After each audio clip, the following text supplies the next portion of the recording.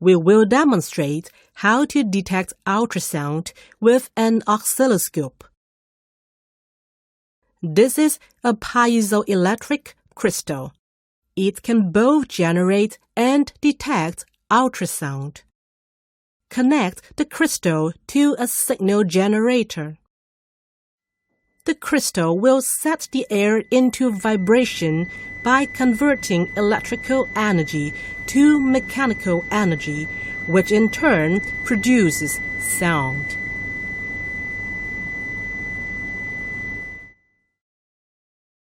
Increase the output frequency of the signal generator to the ultrasound range. Detect the sound with a piezoelectric crystal connected to an oscilloscope.